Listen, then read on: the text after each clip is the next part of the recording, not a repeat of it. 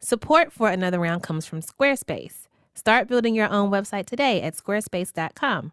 Enter offer code Another Round at checkout and get 10% off. Squarespace. Build it beautiful. Hi, everyone. I'm Heben. I'm Tracy. And welcome to Another Round with Heben and Tracy. Nice.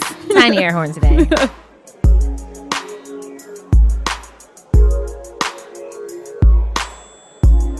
So, first of all, I'm bringing back the quizzes. Yay. What quiz? I'm going to quiz you on collective nouns. I love collective nouns. We also have another chapter of Stacy's Career Corner. Caribbean vibes. DJ Caribbean vibes. Stacy's going to change your life as usual. Per usual. And then we're going to talk with Uzo Aduba. Which I still cannot believe is actually going to happen. So she's starring in NBC's The Wiz Live, which is happening on December 3rd. So excited for that. And you know her obviously as Crazy Eyes, a.k.a. Suzanne on Orange is the New Black. Mm-hmm. She's won all the awards. I'm so excited to talk to her. Me too. What up, girl? Let's do it.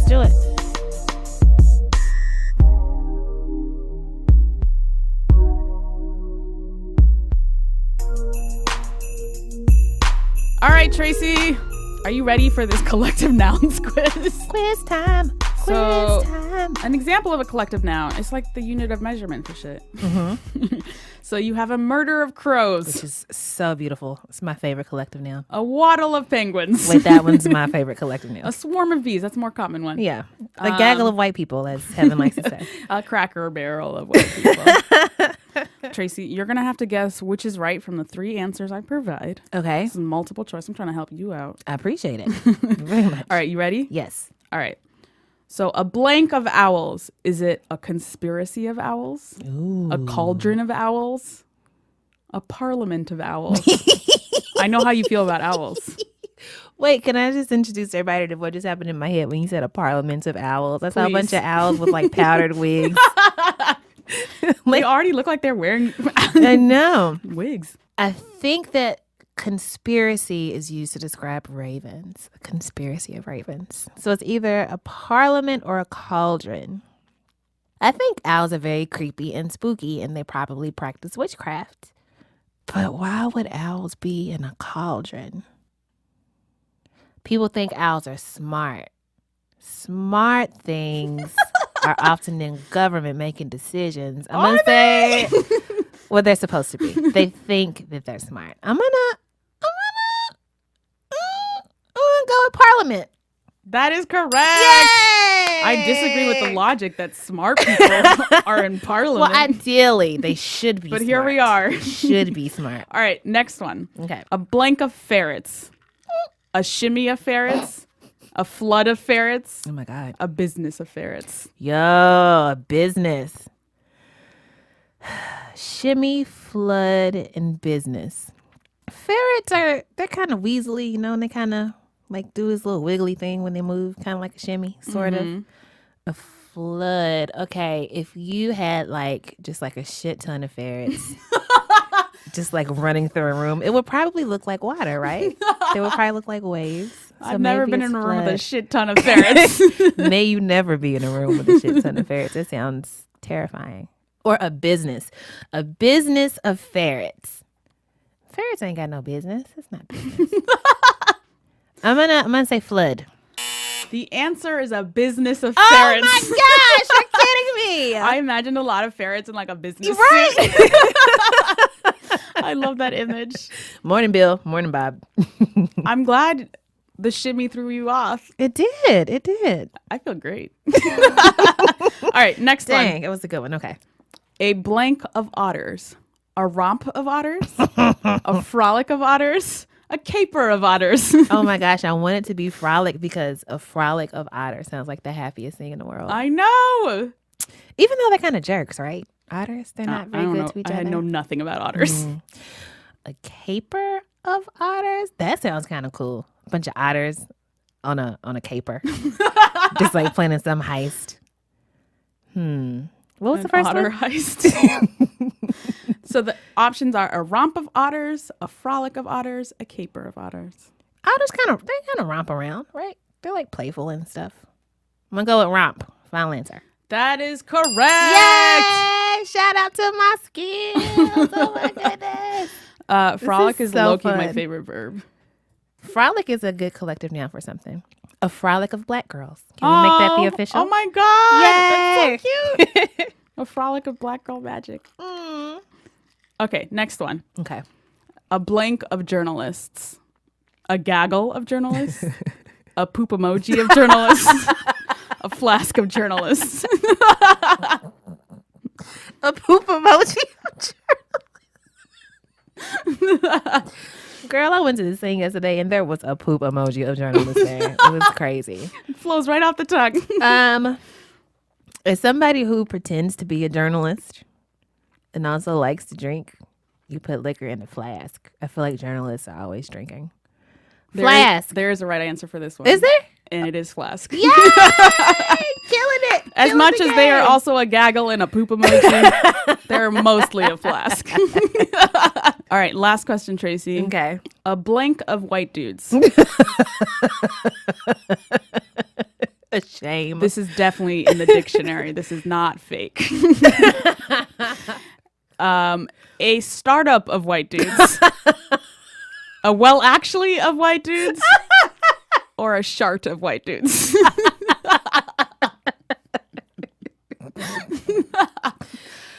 So this is clearly a trick question because the answer is all of the above.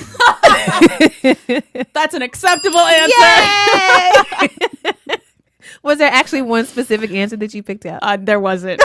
Anyone would have been the right answer. Brilliant. All right, Tracy, you did really well on this Thank quiz. you. I'm into collective nouns. Also, my reasoning skills sometimes are okay. Sometimes.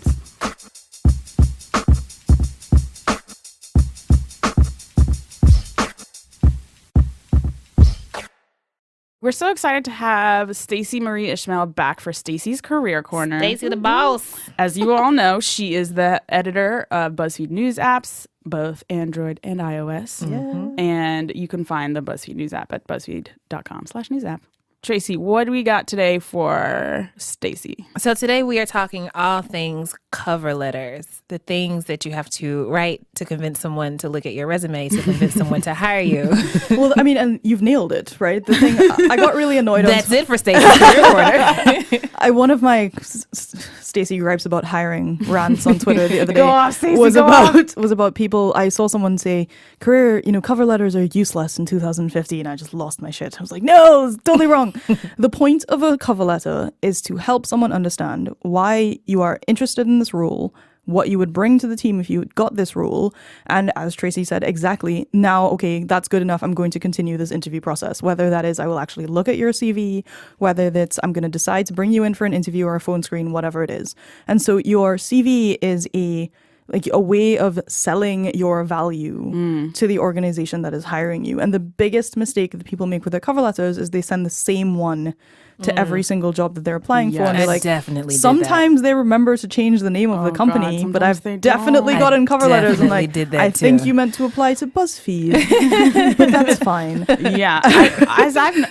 What I've noticed in hiring is that people kind of also just regurgitate their resume into Right. their cover Not letter. interested. Like, Another thing that I there's did. a certain point where resumes kind of like blend together. Like you can't really tell one from the Yeah, other. like what In the makes you cover interesting? Letter, yeah. And why do you want this specific job? Yes. Why do you want to work for this team at this company? And it's not that I'm applying to work on the news app team because I'm really interested in television. It's like, I can't help you. I'm like, this is just objectively nothing I can do for you. Or just like, I want to work for BuzzFeed because it's really cool. Yes. But like, what do you want to do? What are you interested in? What do you know about this team and this job? Mm-hmm. Because sometimes that's hard. There are certain jobs that, they're out there and all the information that you can possibly get is what is in the website or what is in the Right. job description. For other companies where you have lots of employees on social media tweeting about things they do all day. Yes. Or, there's been like a recent interview with somebody, the person you'd probably be working for or with. The more that you can refer to what you know about the organization, what it stands for, what its challenges are, what they're trying to achieve, that makes you a much more compelling candidate than somebody who's like, my objective is to find a job that is satisfying. Yeah. Where I can be a team player. I can't say that enough. Like, specificity is so important. You can really tell who's applying for this specific job. But I've also I've done it before. Like, I'm amazed that I've ever been hired for anything in my life, honestly. Like, this is my TV resume, this is my media one, and this is my babysitting one. Yeah. I mean, and a total power move is customizing your CV to match the cover letter, to match the job. You know, and that is, like, I have looked for jobs. It is incredibly time consuming. It's horrible. It's even worse when you don't have one and you're trying to get one. It's even worse when you're in the middle of the recession like I was. And for you 2 know, years. it is really, really hard. But sometimes that like little extra effort is the thing that is going to mean somebody is going to read what you have sent them and you will get that phone call that you mightn't otherwise have. But how do you do that for jobs that people aren't really passionate about? I don't think Like, you have to how be do passionate you- about jobs. Like, I am not the person who's like, you've got to love what you do. Like, that is a high class situation. If you are loving what you do every day, like, that's a more rare- power to you. Yes. But it's, you know, so passion is often seen as like a defining characteristic. For me, it's not. It's interest. You know, like, do you want to do this thing? Like, do you want to do this thing well? Cool. Like, you don't have to come to work every day being like, this is the greatest thing that has ever happened to me. If it is, fantastic. But if it is not, it's a job and people deserve to earn money. Word. Yes. People deserve to earn money. That question reminded me of a tweet that I've seen 1,000 times. I can't remember like exactly what it said, but it was something like, so tell me why you want to work at McDonald's. And the person's like, oh, I'm just really passionate about McFlurries. Like, what the fuck you think? I need some money. That's why I want to work here. McFlurries can be delicious. They can when the machine works. So big takeaways are specificity, Research. And how do you convey why you are suited to this particular thing? Right. It can be hard to do that in your CV. So the cover letter is a real opportunity to say, you're asking for X. Not only do I have X, I have like X on steroids. Yes. What is the most common mistake you see? The most common mistake I see is not telling me what you are interested in doing and or why you are applying for this job, right? And so it's just, as you say, regurgitating the CV. The second most common is not proofreading your damned cover letter. When people spell my name wrong when they're applying to jobs for which I'm the hiring manager, I'm just like, I can't. So you instantly throw those I out? fail to can when you do this. It's like, it's not a thing. Or, you know, they miss, you know, one of the things about BuzzFeed is like capital B, capital F. And so when people do the lowercase f, I'm like kind of offended. So when you catch those mistakes, do you like instantly throw those out? I don't. I try to appreciate the whole of the application. But, you know, in an editorial position, attention to detail is really, really important, right? So that's definitely one of the things that you look at. If you are applying to somebody to be a journalist and even their first point of application is full of mistakes, it's often a red flag. Woo, God bless Stacy. So, listeners, you may now get up, get out, and get a job. You're welcome. As always, you can follow Stacy Marie on Twitter at @S_M_I, and you can follow her work on the BuzzFeed News app. That's BuzzFeed.com/news app. Yeah. And as always, you can ask questions or general topics or anything you want to hear from Stacy, basically. Yes. Email us at anotherround@buzzfeed.com.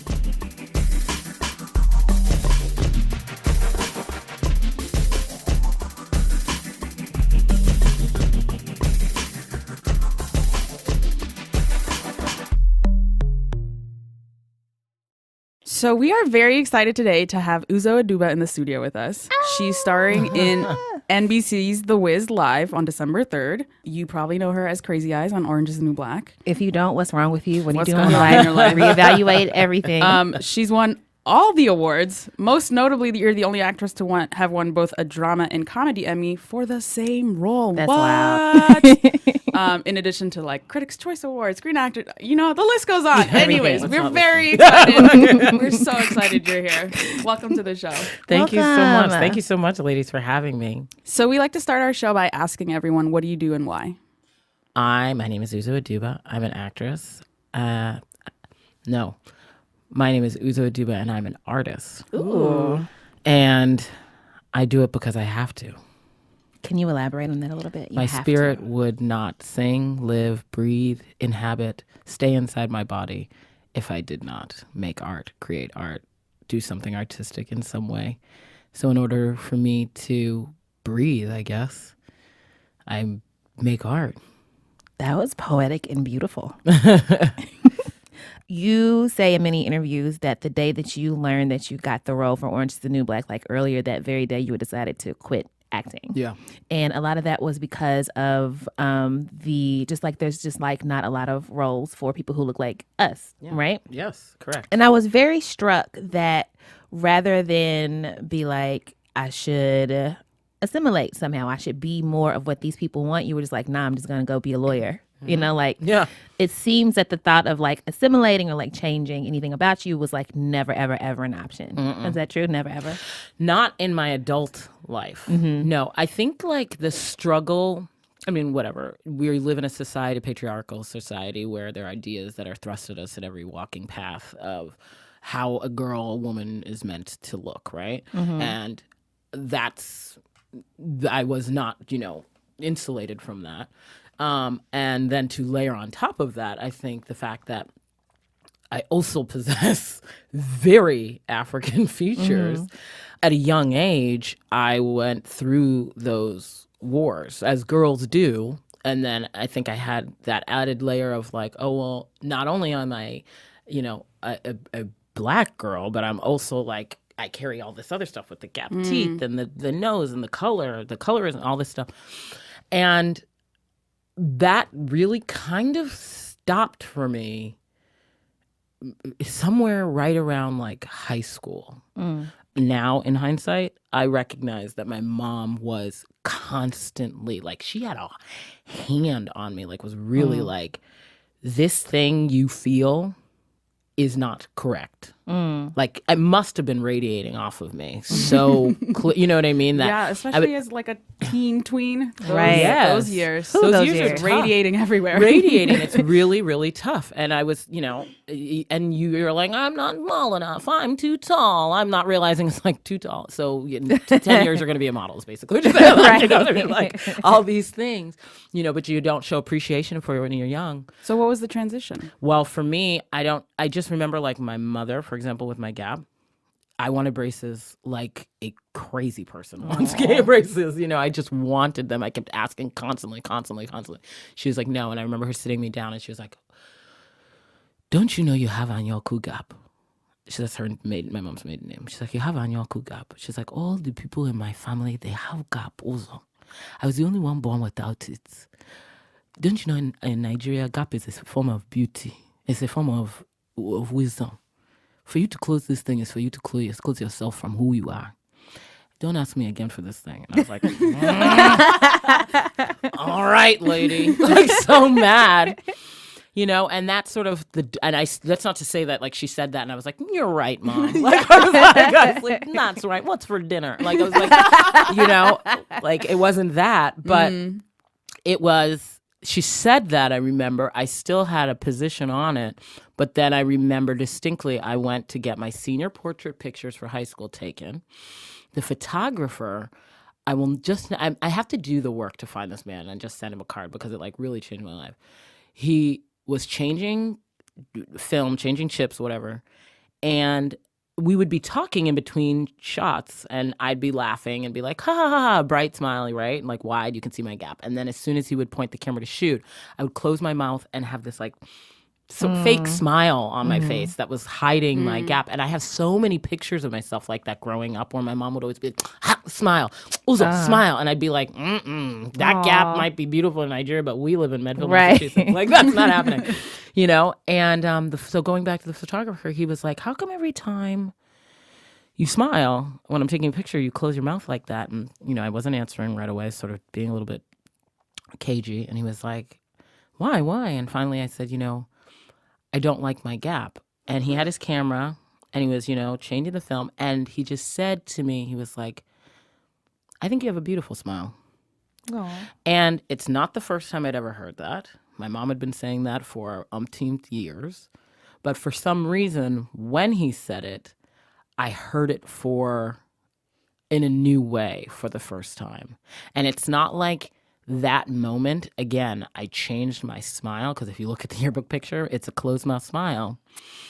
But because we took those pictures the summer before senior year, I did that year. I remember I just started smiling all the time in pictures. Like I just started smiling and I'd be saying to myself, I was like, I have a beautiful smile.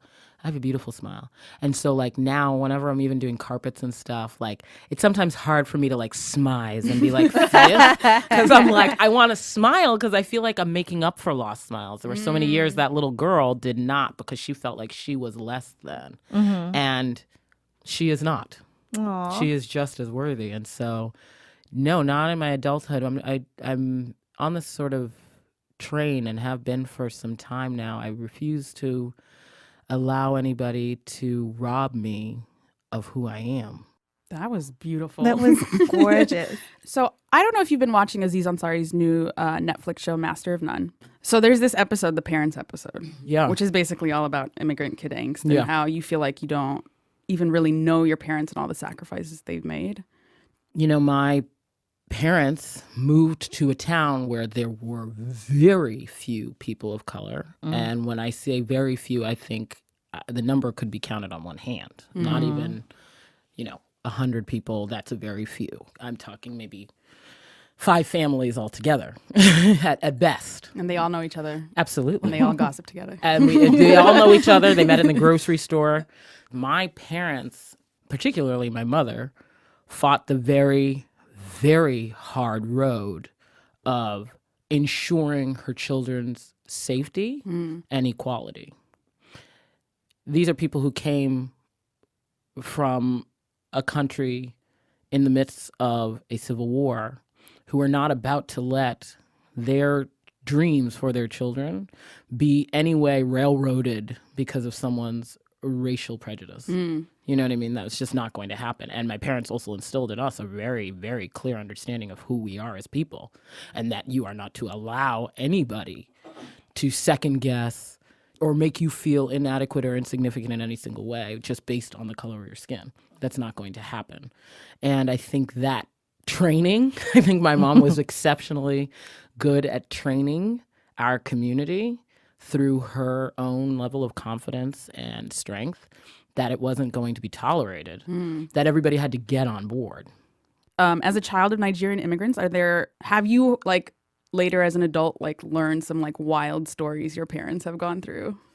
My parents have gone through. I mean, surviving a war. Well, yeah. Well, yeah. Yeah. Well, I mean, that's definitely, I mean, they're right there. I mean, my mom has lived 5 lives that I'm not even certain one of them, the strength of 10 men could survive.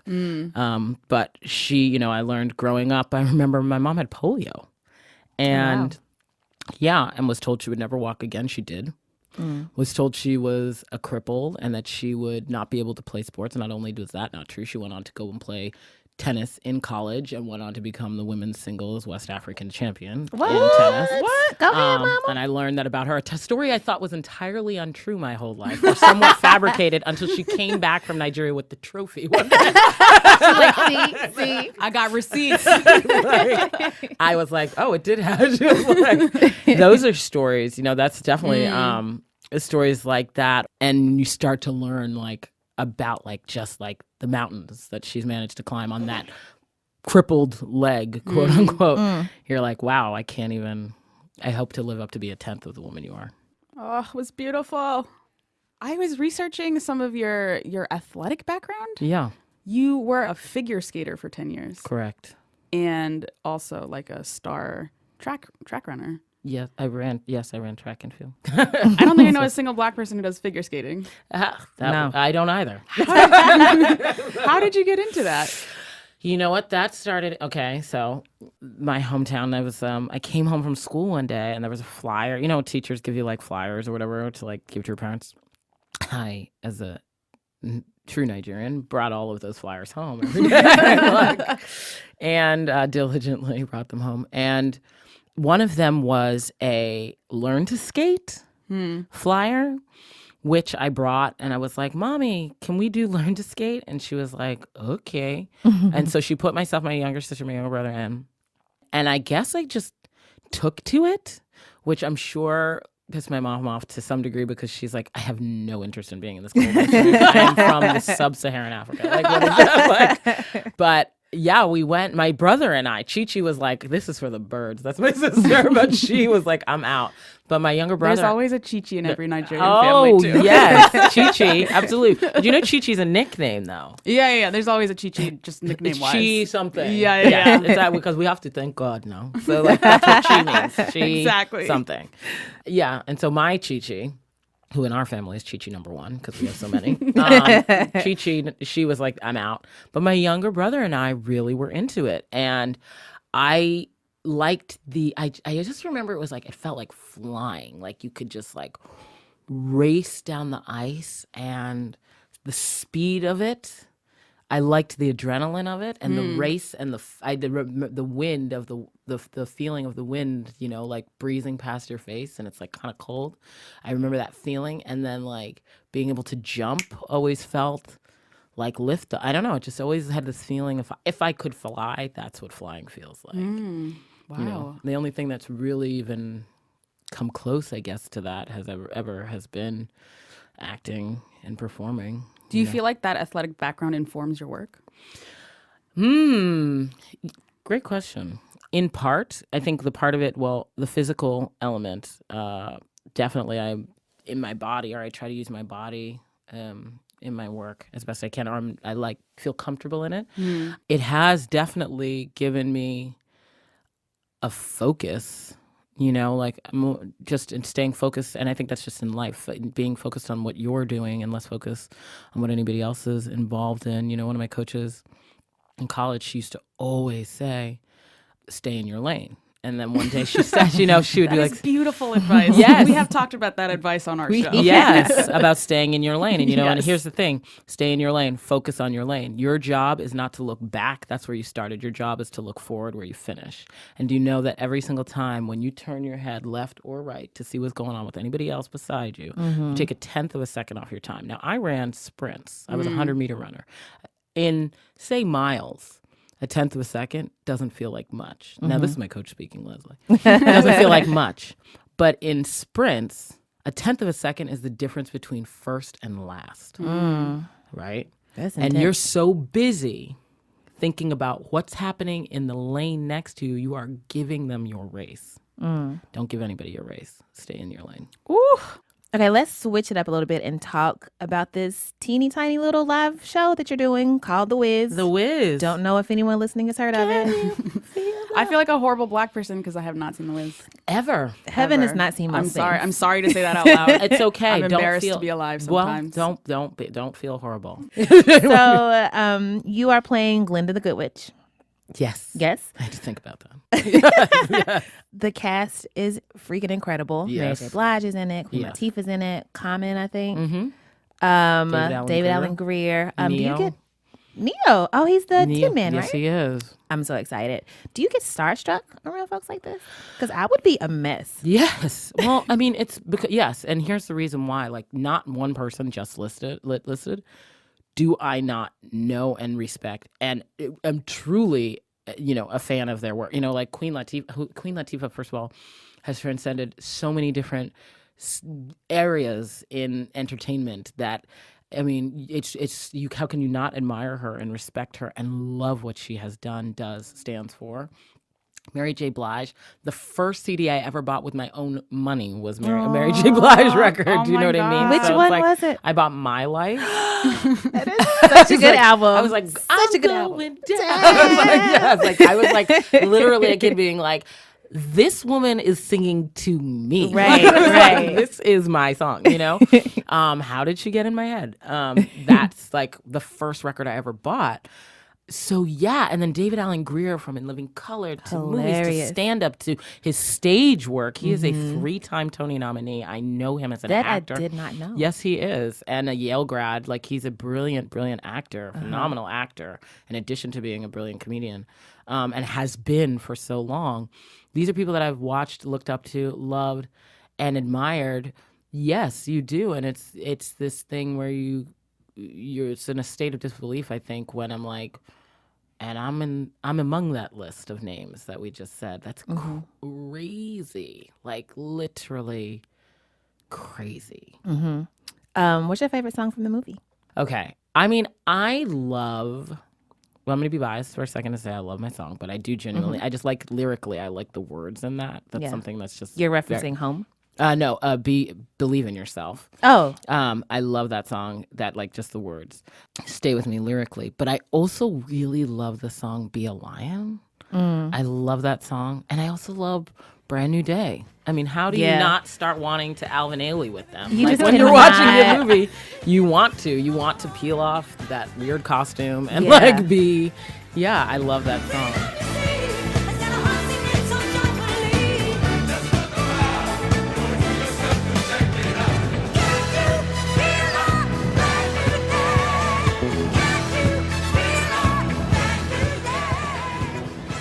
I feel like there are certain things, certain activities that you cannot do and be in a bad mood. One of those is eat an ice cream cone.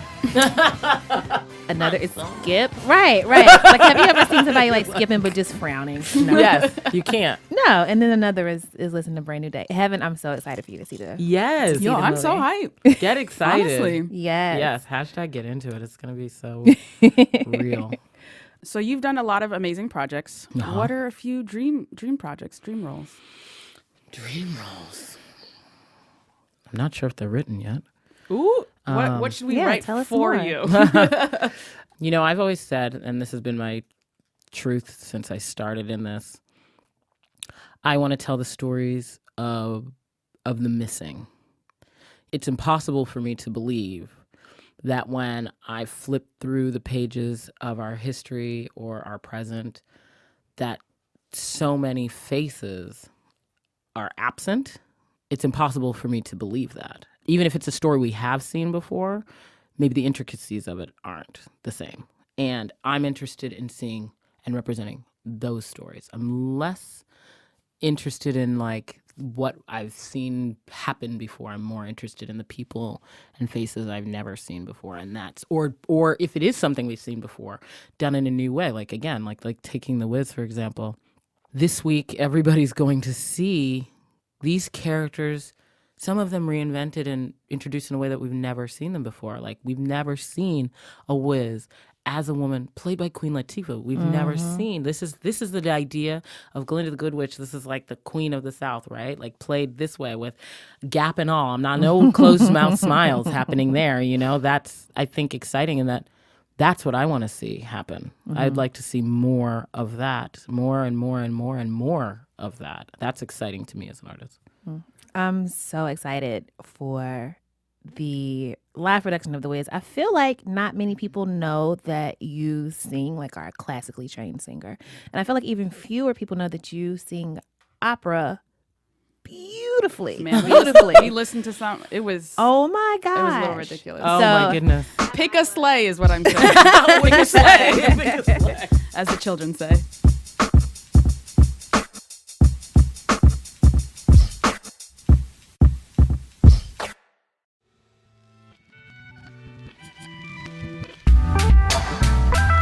Heben, would you like to hear a story?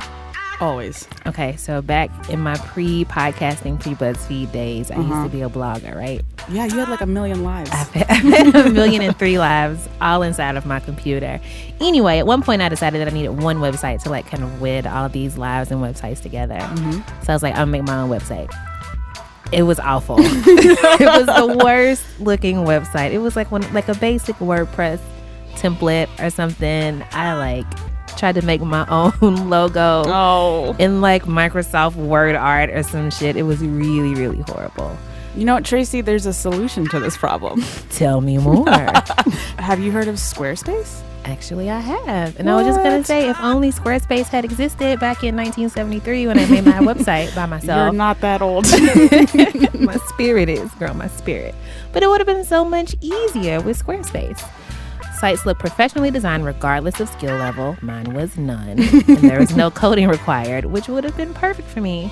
The intuitive and easy to use tools would have made it a breeze. So if you're looking to build a website, start your free trial today at squarespace.com. And if you sign up for a full year, you get a free domain name. It's free Christmas. $99. Free $99. Everybody loves free $99 stuff. And when you sign up, please make sure to use offer code Another Round and get 10% off of your first purchase. And you get to express your deep and abiding love for us. Yes. Which is more important. Which makes it even more fun. Everybody wins, especially you, because now you have a website that you're not ashamed of people seeing. Squarespace. Build it beautiful.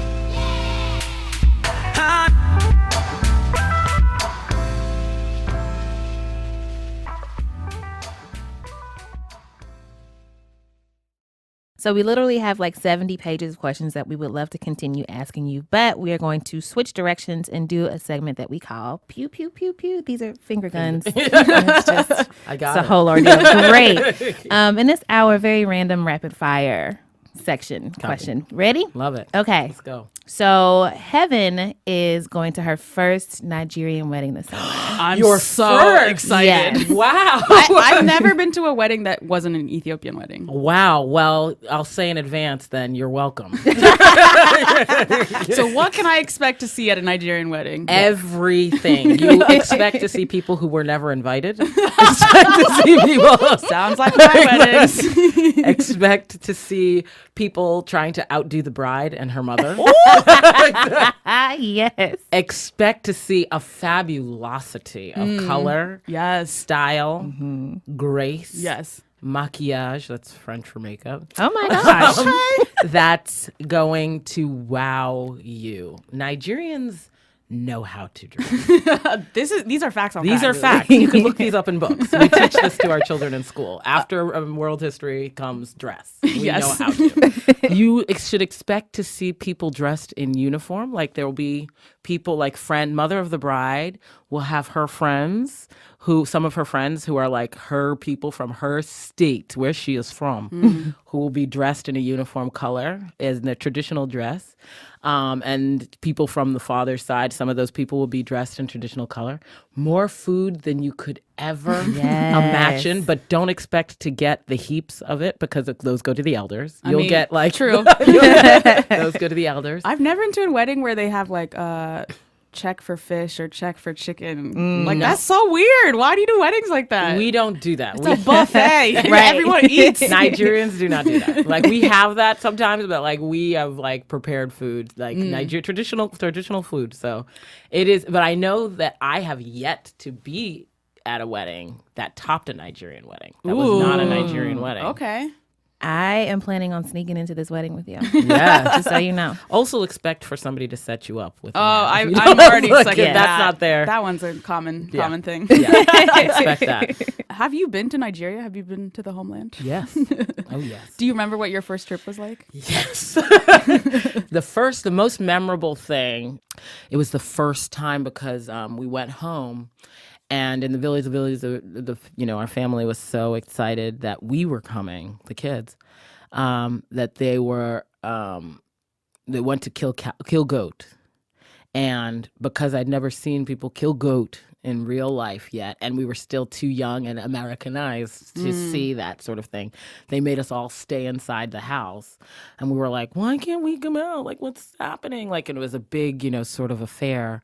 And you could I remember it's like almost like Jurassic. Have you ever seen the first Jurassic Park? Where it's like they bring the goat up. Goat's like, hey guys, what's up? Exactly. And it's like tied to the chain and then like suddenly it's gone. Like that was basically what it was. It was like a mound and there was like a goat tied up there all day. And then like suddenly we weren't allowed to play outside. We had to be inside. We were all like trying to like look and like the aunts were like, no. And then like you heard like screaming Billy Goat scream. Oh. And then like we came outside and there was like no goat. And Aww. I've had a very similar experience. It was a cow though. Oh yes, I've seen kill a cow. Yeah. Yeah. Cow is intense. Cow is intense.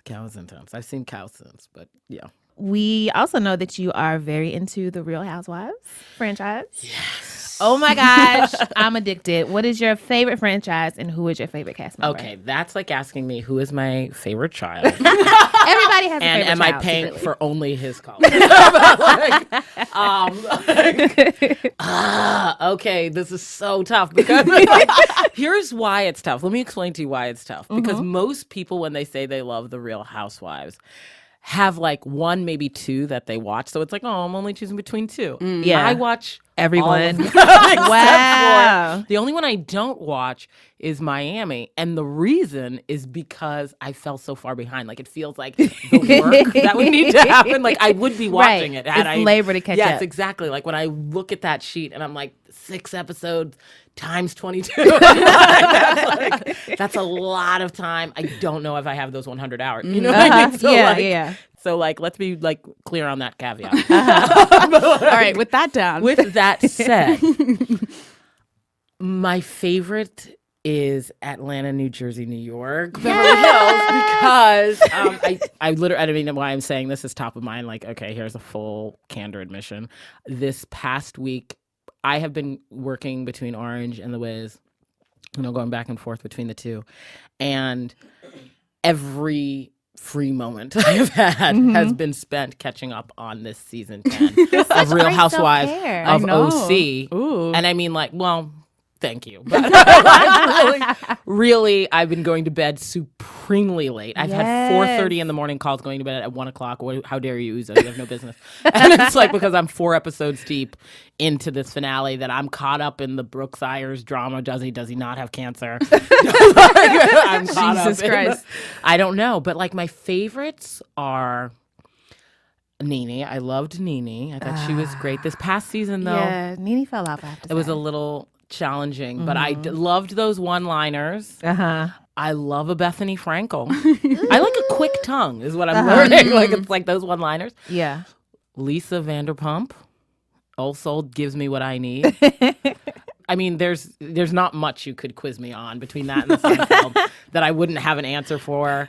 If you want a one-liner from me, I mean, I can give you anything you need. Oh my God, what are some of your favorite one-liners? Oh my gosh. I mean, the one-liners keep from Nene's I don't keep up with the Joneses, I am the Joneses. Luann de Lesseps on New York, where she says to Alex, you came down here in your Herman Munster shoes. And Alex says they were Louis Vuitton. And then very quickly the Countess fires back, well, even Louis Vuitton makes mistakes. Oh my God. They're amazing. Like, I think I just tune in for that. Wow. So next time you come back, Yes. I'm claiming that you will be back. We will have Yes. an extensive Real Housewives quiz. Okay. Just for you. Yeah, Fair just enough. for you. All right. Yes. So The Wiz is coming up. Orange is the New Black is still happening. What else is on your radar that should be on our radar? What's coming up? What's coming up for me? After I finish The Wiz, I'm taking some few weeks off because I'm Vacation. Yes, girl. I'm getting ready to go, and I'm moving to London to go do a play in the West End. Oh my goodness, of course. Called, Pick a sleigh. called The Maids. It's a 3-hander, which I'm really excited for, and it's a very, very dense play. And It's a 3-hander? 3 people in Oh. the show. 3-hander. I know nothing, You can I'm count sorry. them on one hand. 4-hander, 5-hander. After 5-hander, it goes to ensemble. Then I just finished work on this movie. Oh, you guys. Okay. This is the last thing. You guys are like, I just finished work on this movie called American Pastoral, which was such an incredible experience. I can't even explain how incredible this experience was to do. It was with myself, Ewan McGregor, who also directed, Jennifer Connelly, and Dakota Fanning, and I'm sorry, David Strathairn as well. And that will be coming out, I guess, next year. It usually takes a movie like that to come out. That's my gig. All right. And where can the people find you on social media if they want to follow you? Yes, you can find me on Instagram, Uzo Aduba, Uzoaduba, or I'm on Twitter. All of them are with the same name, Uzo Aduba, Twitter and Facebook. Awesome. That's it. Also, everybody, make sure that you check out NBC's The Wiz Live on December 3rd. If you have not seen it before, like Young Heben, it's okay. Just come with an open heart. Leave your shame behind you. It's great. Thank Please you come so back all much. the time. Yes. I would love to. We're not done. We I have want to hear how 60 that more wedding goes. Oh my God, I'm so excited. I really want to hear how that wedding Nigerian goes. weddings are so fun. I'm so excited. I'm so excited for you. I want to hear what that's going to be. I'm like,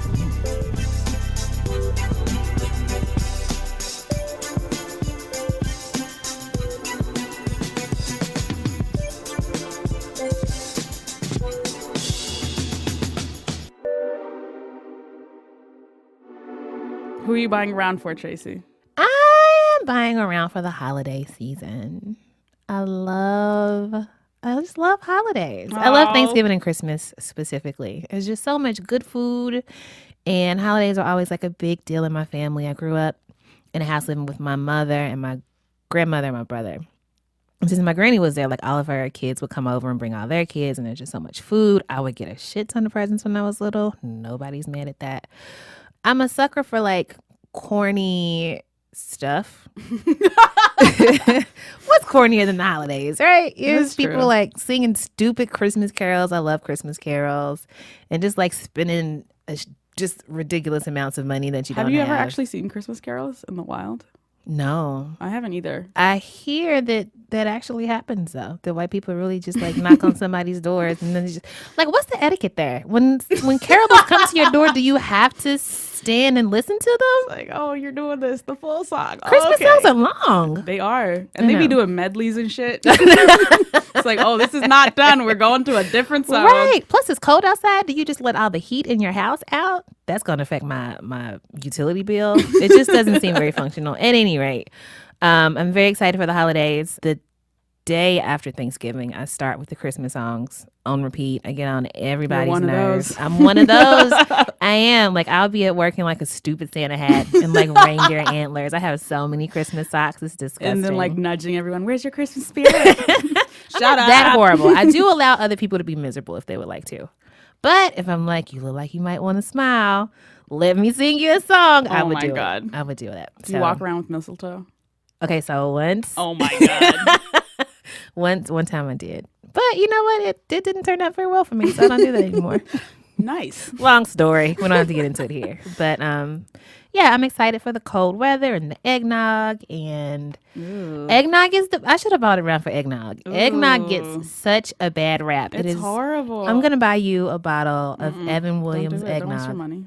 I mean, I will drink what you want. To drink. Okay. I think you'll like it. It's so good. So round for the holidays, round for eggnog, a round of eggnog for the holidays. You can get creative. Who are you buying around for? I am buying around for soup. Big fan of soup. Love soup. I was It's not soup expecting the season. inflection. I do enjoy soup too. I love soup season.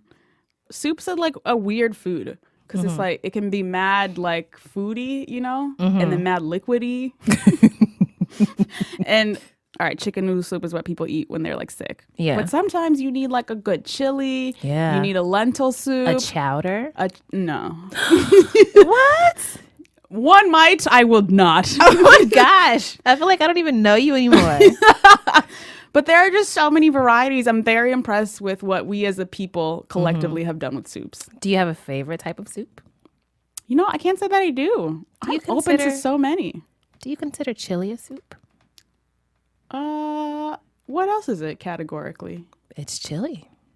But chili's soup. Is it okay, so we I take back the chili. Oh my God. Well, no, this is an interesting conversation because we in our chili, my mother always puts spaghetti noodles in chili. So I think of it as like a pasta dish in that respect. But if there's no noodles in it, then you just have like the meat and like beans. If you do beans, is there like a slurping situation that happens in chili? Okay, this is... I'm sorry. I haven't thought that much about what makes a soup, what constitutes soup. What I really like about soup is that the name comes from the sound that you make when you slurp soup. It's onomatopoeic. I know. So shout out to soup in all its varieties. Yeah. For being dope. Get you some.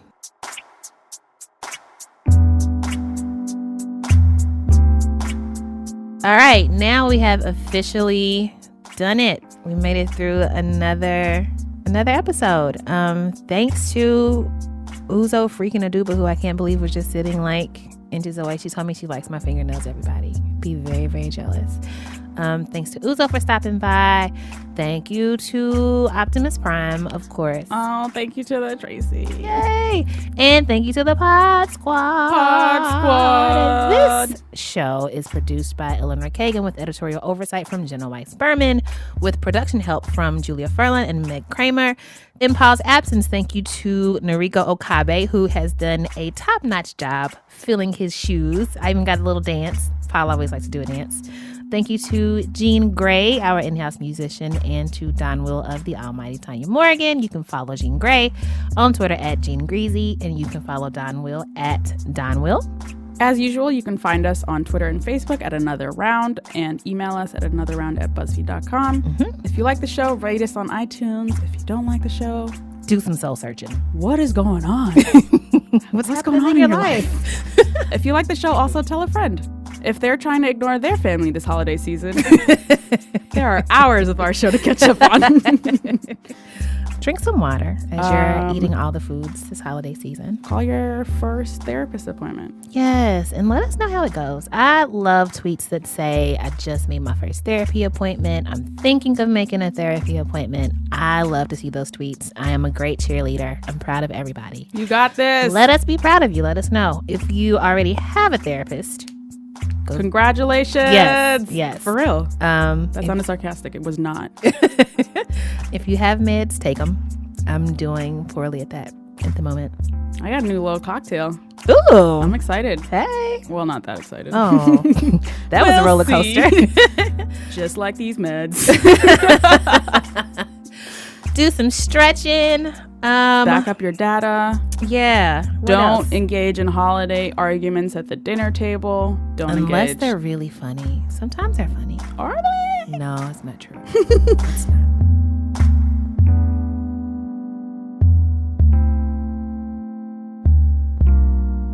A thingamajig of grapes. A bunch of grapes. A hand of grapes. A